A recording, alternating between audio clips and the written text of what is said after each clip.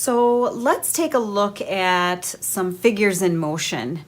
And figures are a little bit difficult and more challenging to draw, especially if they are in a running motion or in an action motion.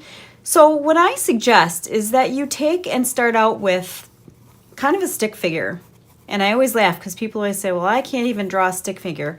Well, that's awesome because usually that's how we start, but that's not how things end.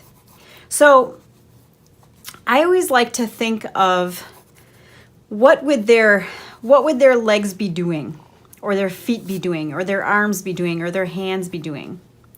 And if somebody is running, what does that look like? So now here's my figure, but now let's give it a little meat. Let's put a little meat on his bones. So when you start to add some structure to your figure, you have to think about the neck, okay? It's connected to the shoulders, and that comes around to the arms, right? And then we can add, I'm gonna change this up just a little bit.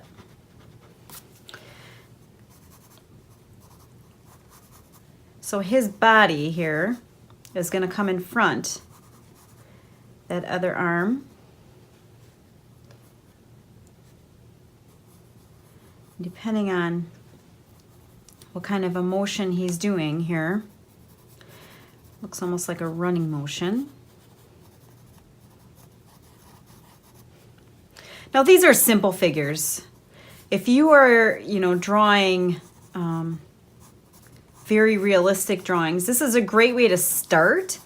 Clearly, it's not gonna finish looking like this.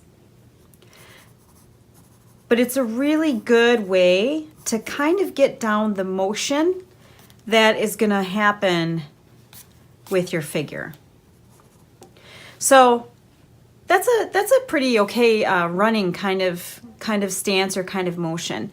So let's see what other things we can come up with. So if I'm going to draw the head here, and here's my main body, the core, and I want one arm like this and one arm like this, like they're cheering. What will their legs be doing? I'm going to shorten the core up just a little bit. Let's see. Let's have just kind of a standing, like so.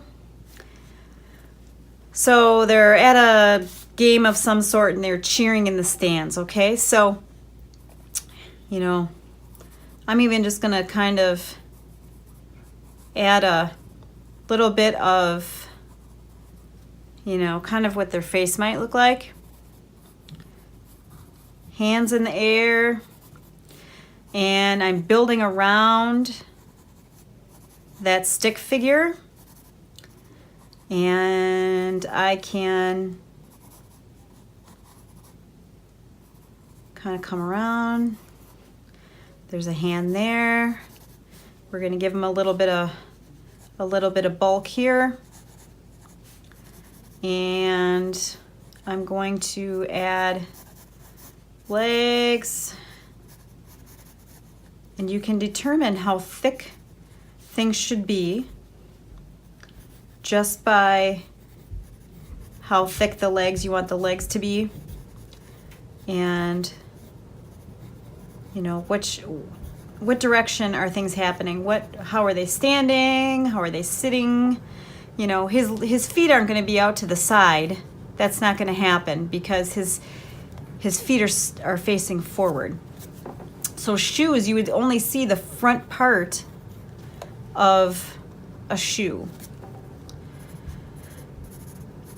So when you start playing around with figures, you can do all kinds of different motions depending on what is the actions that you want your figures to be doing. Are they cheering? Are they running? Are they standing? Are they You know, what are they doing? So that can really dictate the direction that you go with your figure. So I encourage you to work on drawing figures and start with those stick figures just to figure out what they might be doing.